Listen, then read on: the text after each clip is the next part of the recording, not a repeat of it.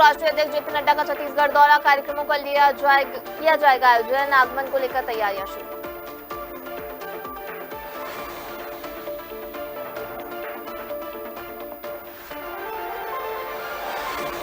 CM Vishnudeo Sai को singles का मिला निमंत्रण, यूपी के 2 मंत्रियों ने दिया आमंत्रण, सीएम का बयान, कहा हमारे लिए सौभाग्य की बात।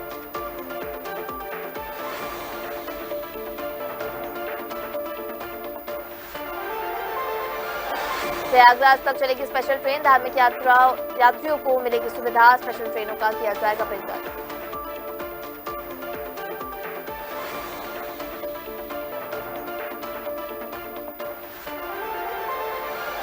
वीर नारायण सिंह का बलिदान दिवस, मुख्यमंत्री विष्णुदेव साय ने किया नमन, शहीद के दिखाए रास्ते पर चल रही सरकार।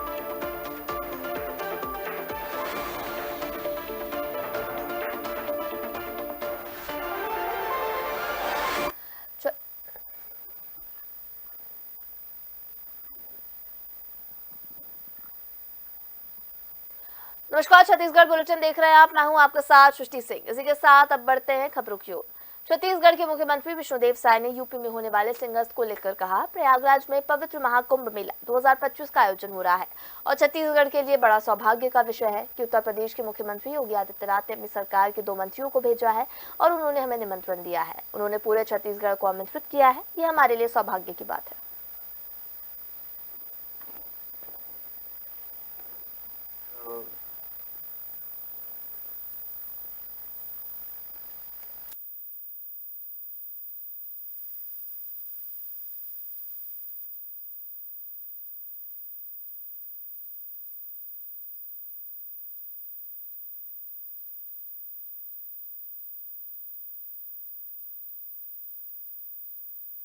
मेला 2025 का आयोजन हो रहा है और छत्तीसगढ़ के लिए बड़ा सौभाग्य का विषय है कि हमारे उत्तर प्रदेश के माननीय मुख्यमंत्री श्री योगी आदित्यनाथ जी एक अभिनव पहल किए हैं। महाकुंभ के निमंत्रण के लिए 2 मंत्री अपनी सरकार का छत्तीसगढ़ भेजे हैं। आज माननीय श्री सुनील शर्मा जी जो कैबिनेट मंत्री हैं वो आए हैं, माननीय श्री संजय गौड़ जी जो राज्य मंत्री हैं वो दोनों आए हैं और दोनों माननीय मुख्यमंत्री जी का निमंत्रण लेके यहाँ पर आए हैं। दोनों का स्वागत है और माननीय मुख्यमंत्री जी का बहुत बहुत हम लोग आभारी हैं। उन्होंने निमंत्रण भेजा है पूरे छत्तीसगढ़ वासियों के लिए, छत्तीसगढ़ के 3 करोड़ जनता को उनका ये आमंत्रण पत्र है और ये हम लोगों के लिए बड़े सौभाग्य की बात है। और महाकुंभ में शामिल होना ये बड़ा सौभाग्य का विषय होता है और पहले भी हम लोग जाते रहे हैं, लेकिन इस बार का जो महाकुंभ का आयोजन हो रहा है वो विशेष होगा, इसलिए हम सभी लोग वहां पर जाएंगे और आदरणीय मुख्यमंत्री जी से ये आग्रह भी किए हैं कि वहां एक जगह उपलब्ध हो जाएगा तो छत्तीसगढ़ सरकार की तरफ से एक पंडाल वहां पर रहेगा। छत्तीसगढ़ के जो भी लोग वहां महाकुंभ में जाएंगे उनके लिए वहां ठहरने की, भोजन की सारी व्यवस्था छत्तीसगढ़ सरकार की तरफ से रहेगा। जगह उपलब्ध कराने के लिए आग्रह माननीय मुख्यमंत्री श्री योगी आदित्यनाथ जी से किए। छत्तीसगढ़ के मुख्यमंत्री विष्णुदेव साय ने कहा, सरगुजा जिले के लिए ये बहुत सौभाग्य का दिन है क्योंकि 530 करोड़ रुपए से अधिक के विकास कार्यों का लोकार्पण और भूमि पूजन हुआ है। निश्चित रूप से इससे सरगुजा में विकास होगा। यहाँ के सुपर स्पेशलिटी हॉस्पिटल को राजधानी के DKS अस्पताल की तर्ज पर विकसित किया जाएगा। सरगुजा जिले के लिए बड़ा सौभाग्य का दिन है कि आज 530 करोड़ से ज्यादा रुपये का विकास काम का लोकार्पण और भूमि पूजन किए हैं और निश्चित रूप से इससे सरगुजा जिले में विकास की गंगा बहेगी। और पिछले 1 साल में सिर्फ अंबिकापुर नगर निगम को हमारे डिप्टी सीएम और जिनके पास नगरीय प्रशासन भी है उन्होंने 165 करोड़ रुपया दिया है और आज कि इस कार्यक्रम में हमारे डिप्टी सीएम, हमारे मंत्रीगण, विधायकगण, पार्टी के वरिष्ठ जन और भारी संख्या में लोग आए हुए हैं। और आज यहाँ पर एक जो इंजीनियरिंग कॉलेज है जिसमें खाली शासकीय उसमें से हट गया था, इसलिए कई सुविधाओं से वो वंचित हो गया था, तो फिर से वो शासकीय इंजीनियरिंग कॉलेज अंबिकापुर कहलाएगा। और उसी तरह से यहाँ का जो सुपर स्पेशलिटी हॉस्पिटल है उसको राजधानी में जो डीकेएस हॉस्पिटल है उसके तर्ज पर इसका विकास किया जाएगा। बाबा ने बधाई दी एक अच्छे कार्य को लेकर के। सज्जन व्यक्ति बधाई देते ही हैं, उनका कार्यकाल तो सबको मालूम ही है कैसा रहा। तब हम लोग अच्छा काम कर रहे हैं तो सज्जन व्यक्ति ने तारीफ कर। छत्तीसगढ़ के प्रथम स्वाधीनता सेनानी सेना खान आंदोलन के महानायक शहीद वीर नारायण सिंह के बलिदान दिवस पर मुख्यमंत्री विष्णुदेव साय ने उन्हें नमन किया। उन्होंने कहा कि शहीद वीर नारायण सिंह के दिखाए रास्ते पर चलकर छत्तीसगढ़ में खाद्य सुरक्षा का सर्वोत्तम मॉडल तैयार किया गया है, जिससे प्रदेश का कोई नागरिक भूखा न सोए।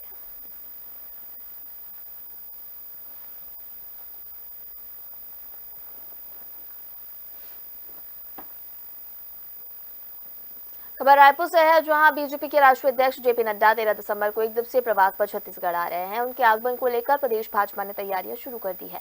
इसी कड़ी में 11 दिसंबर को भाजपा की एक अहम बैठक भाजपा कार्यालय में प्रस्तावित की गई।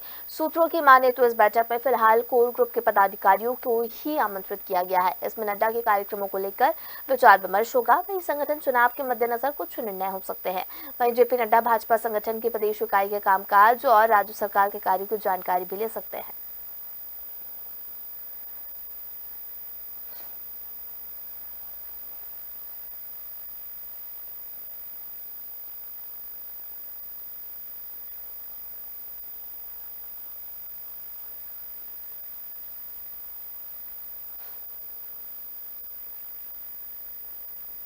प्रयागराज महाकुंभ संगम में स्नान करने के लिए प्रयागराज आने वाले यात्रियों को अधिक से अधिक सुविधाएं प्रदान की जाए, इस उद्देश्य से स्पेशल ट्रेन चलाने की घोषणा की गई है। महाकुंभ के चलते रेलवे 3000 स्पेशल गाड़ियां और 13,000 से अधिक रेलगाड़ियां चलाई जाएंगी। इसी कड़ी में दक्षिण पूर्व मध्य रेलवे से 3 कुंभ मेला स्पेशल ट्रेनों का परिचालन किया जा रहा है। महाकुंभ मेले के दौरान ट्रेन में होने वाली अतिरिक्त भीड़ को ध्यान में रखते हुए रेल यात्रियों को अधिक से अधिक कंफर्म बर्थ सीट की सुविधा मिले, इसलिए दक्षिण पूर्व मध्य रेलवे की ओर से 3 कुंभ मेला स्पेशल ट्रेनों का परिचालन किया जा रहा है।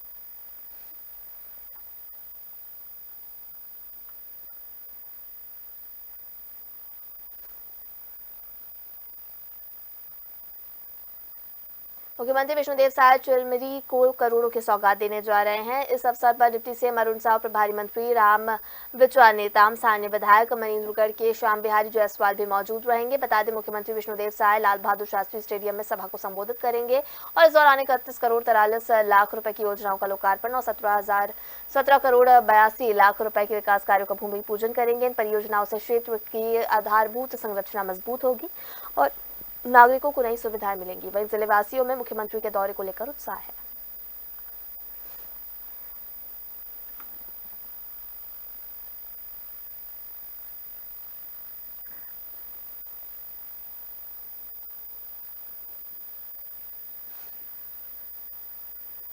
दिल्ली में लोकसभा के शीतकालीन सत्र में विपक्ष के हंगामे पर छत्तीसगढ़ के उप मुख्यमंत्री अरुण साव ने कहा है, कांग्रेस पार्टी दशाहीन हो चुकी है, संसद में चर्चा से भाग रही है। हमारी सरकार हर मुद्दे पर चर्चा करने के लिए तैयार है, लेकिन ये विपक्ष खुद संसद को बाधित करता है। तो ये बड़ा बयान उनकी ओर से सामने आया है।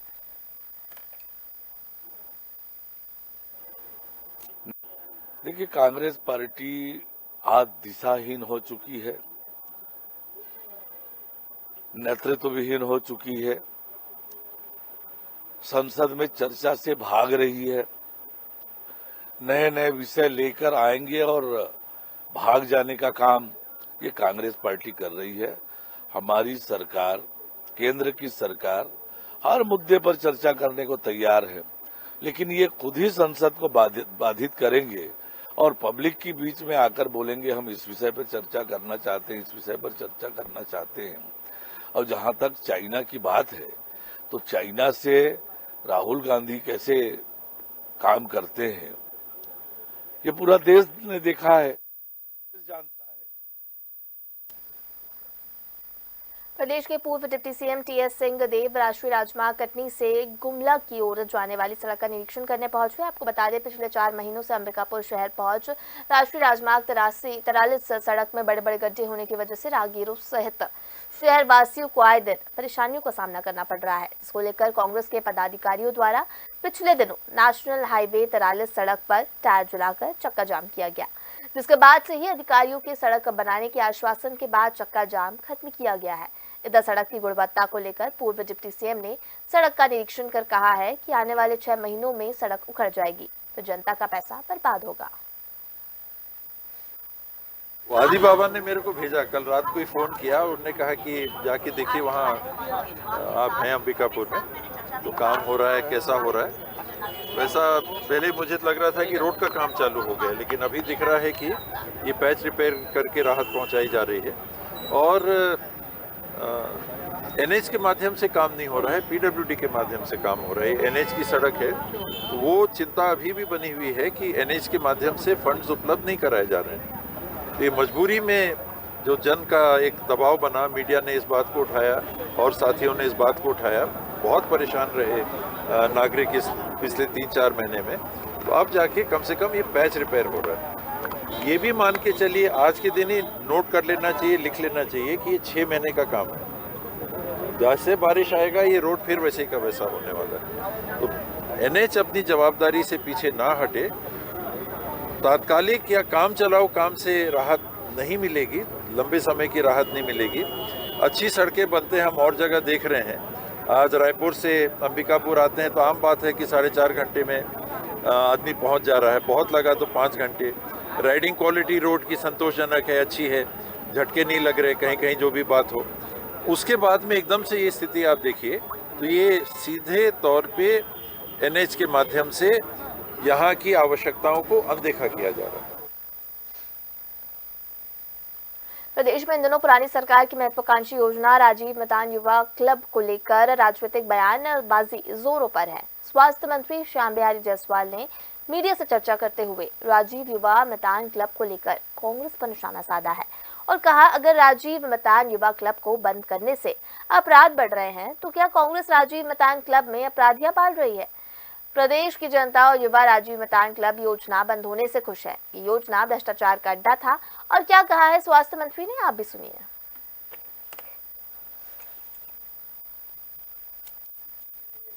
अपराध से युवा मैदान का कोई संबंध नहीं है और उसको जोड़ना सही नहीं है कि उससे अपराध का कोई संबंध है। लेकिन जहां तक ये बोल रहे हैं कि अपराध बढ़ रहा है, तो मैं भूपेश जी की ही बात को कोट करके कहना चाहता हूं कि इसका मतलब क्या राजीव युवा मैदान में अपराधियों को पाल रहे थे कि जो बंद हो गया तो अपराध अचानक से बढ़ गया? ये तर्कसंगत बात नहीं है। हकीकत यह है कि आज प्रदेश की जनता, प्रदेश की युवा राजीव युवा मैदान बंद होने से खुश है, क्योंकि एक भ्रष्टाचार को अड्डा हो रखा था। किसी भी गांव में आप सर्वे कर लीजिए, 100 युवाओं को पूछिएगा, 100 में से 99 युवा उसके पक्ष में नहीं होंगे। और आज यही कारण है कि प्रदेश में युवा मुख्य धारा में हैं, नौकरियां दिए जा रहे हैं, हमारे तमाम विभागों में भर्तियां निकली हैं। आज का युवा मुख्य धारा में आकर काम करना चाह रहा है। बस्तर के भी हमारे युवा जो है सरकार के साथ मिलकर मुख्य धारा में काम करना चाह रहे हैं।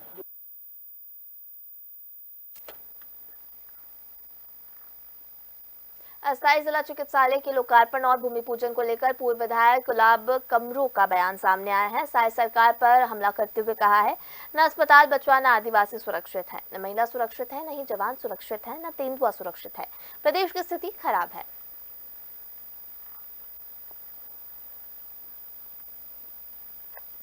सरकार में सब साइंस खत्म हो गया, न आपका अस्पताल बचा, न कोई आदिवासी सुरक्षित है, न महिला कोई सुरक्षित है, न नौजवान सुरक्षित है, न तेंदुआ सुरक्षित है, न बाघ सुरक्षित है। तो इसलिए न लाश सुरक्षित है। लाश को भी ऑटो में ढोना पड़ रहा है। हमारी माता बहनों का डिलीवरी गाड़ियों में हो रही है, पिकअप में, वाहनों में। तो मुझे दुर्भाग्य के साथ कहना पड़ रहा है, ऐसा मुख्यमंत्री किस प्रकार के मुख्यमंत्री हैं? एक मुख्यमंत्री ये हैं, आपका डिप्टी सीएम अलग है, सुपर सीएम अलग है। ये 4 सीएम होने के कारण पूरे प्रदेश की स्थिति खराब हो चुकी है। इनका कोई कंट्रोल नहीं है। जब इनका फाइल वित्त विभाग में जाता है तो इनको किनारे रख दिया जाता है। तो कितना मुख्यमंत्री का चलेगा? आज बड़ी बड़ी बात कर लिए, 18 लाख आवास धरातल में चले जाओ, आपको कितना आवास बना है। आज इस 1 महीना हो गए, 1 महीने में इनकी उपलब्धि क्या है?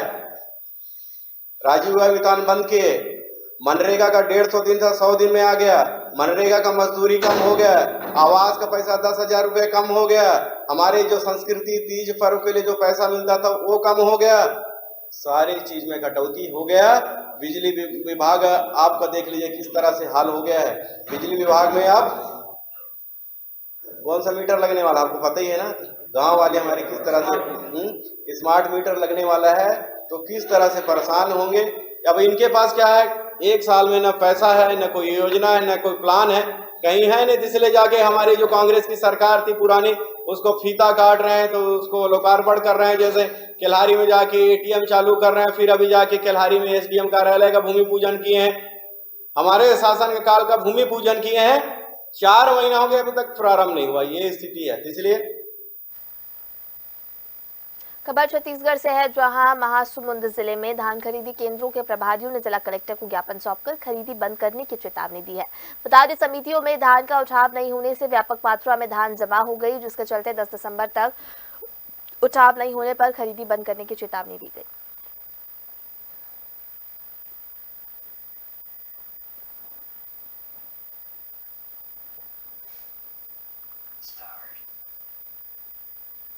पंजाब के अजनाला अमृतसर निवासी जसवीर सिंह संधू अपनी दोपहिया से अकेले ही ऐतिहासिक गुरुद्वारे के दर्शन के लिए भारत भ्रमण पर निकले हैं। संधू अपनी इस यात्रा में असम के बाबा हरभजन सिंह गुरुद्वारे भी गए, जहां सेना के जवान अभी भी उक्त गुरुद्वारे में मत्था टेक बगैर युद्ध लड़ने नहीं जाते। आपको बता दें, उनकी यात्रा 2 माह पूर्व अमृतसर से निकली है, जो 2000 किलोमीटर की दूरी तय कर छत्तीसगढ़ महासमुंद जिले के पिथौरा नगर पहुंची। उन्होंने बताया, हमारे देश के ऐतिहासिक गुरुद्वारे का दर्शन कर लोगों को उनके बारे में बताना उनकी यात्रा का उद्देश्य है। आपको बता दें, रास्ते पर खाने पीने का खर्च और दोपहिया में पेट्रोल खर्च गुरुद्वारा प्रबंधक कमेटियों द्वारा किया जा रहा है। यात्रा अपने अमृतसर से निकले, हेमकुंड साहिब, नानक मत्था, रीठा साहिब, पटना साहिब, तोबड़ी साहब, गुरुद्वारा गुरु तेग बहादुर साहिब जी का असम, गुरुद्वारा गुरु डांग मार साहिब सिक्किम, फिर गुरुद्वारा तीसरी उदासी तवांग अरुणाचल प्रदेश। उसके बाद आए हम इधर जगन्नाथपुरी तो गुरुद्वारा गुरु नानक धाम रामेश्वरम। अब रामेश्वरम की यात्रा करते हुए विजयवाड़ा से होते हुए अभी छत्तीसगढ़ में पहुँचे। फिर तो बाद आप इतों जावांगे जी सीधे गुरुद्वारा नागपुर होंदे हुए, भोपाल होंदे हुए सीधे दिल्ली होके निकल जाएंगे आनंदपुर साहब तो फिर अमृतसर। आपकी यात्रा कब से शुरुआत हुई? 2 महीने हो गए जी, 2 महीने से यात्रा कर रहे हैं। किस उद्देश्य के लिए आप जा रहे हैं? अपना दामादी यात्रा कर रहे हैं, अपना ऐतिहासिक गुरुदामादी यात्रा कर रहे हैं। हाँ जी। आपका नाम कहाँ के रहने वाले हैं? नहीं, मेरा नाम जसवीर सिंह है जी, अमृतसर का हूँ। हाँ जी। नारायणपुर नक्सलवाद का केंद्र बिंदु कहा जाता था, लेकिन अबूझमाड़ की तस्वीर अब देश दुनिया के सामने बदलती नजर आ रही है। दरअसल इस बार रामकृष्ण मिशन आश्रम को राष्ट्रीय महिला फुटबॉल प्रतियोगिता राजमाता जीजीबाई ट्रॉफी के आयोजन की जिम्मेदारी सौंपी गई है। ये प्रतियोगिता आगामी 10 दिसंबर को आयोजित होनी है, जिसमें देश भर की कुल 10 उच्च स्तरीय महिला टीमों के मध्य मुकाबला देखने को मिलेगा। फुटबॉल ट्रॉफी के आयोजन को लेकर तैयारियां अपने अंतिम पड़ाव पर है। इससे पहले भी आश्रम संस्थान ने 2 बार राष्ट्रीय स्तर के खेलों की सफल मेजबानी की है, और ये तीसरा अवसर होगा जब रामकृष्ण मिशन संस्थान राष्ट्रीय स्तर के खेलों की मेजबानी करेगा। रामकृष्ण मिशन आश्रम नारायणपुर में अभी 10 दिसंबर से 23 दिसंबर तक 29वां सीनियर महिला नेशनल फुटबॉल चैंपियनशिप का आयोजन किया जा रहा है, और इसमें जो है ये फाइनल स्टेज है। जो पहले जो जहां पे अन्य जगह पे खेल के क्वालिफाई करके लास्ट जो 10 टीम उठ के आए हैं, वो 10 टीम का अभी यहाँ पे मैच है, जो कि 10 तारीख को उसका उद्घाटन है। 9 तारीख को शाम को एक वेलकम फंक्शन है, जिसमें उनको स्वागत किया जाएगा, और स्वागत के बाद फिर 10 तारीख को सवेरे उनका ये है उद्घाटन है, पहला मैच है। और पहले मैच में हमारे ऑल इंडिया फुटबॉल फेडरेशन की जो जनरल सेक्रेटरी है, महासचिव, वो पहुंच रहे हैं, वो उद्घाटन में मुख्य अतिथि रहेंगे। और ये महिलाओं के लिए पहली बार नारायणपुर में हम लोग आयोजन इसलिए कर रहे हैं, हमने अभी आश्रम में भी लड़कियों का फुटबॉल शुरू कर दिया है, तो इसीलिए हमारे लड़कियों को एक देखने का सौभाग्य मिलेगा।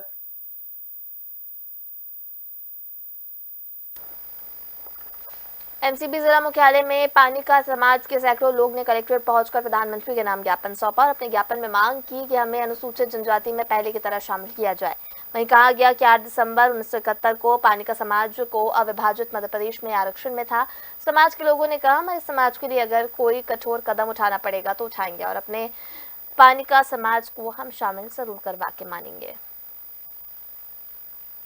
हमारी मांगे सर 8 दिसंबर 1971 को परिका समाज को पूरे अविभाजित मध्य प्रदेश में आरक्षण में जो था उसको हटा दिया गया बिना किसी अल्टीमेटम दिए। उसी के हम लोग काला दिवस के रूप में हमारा पनिका समाज प्रण किया है कि जब तक पनिका समाज को आदिवासी में सरकार घोषणा।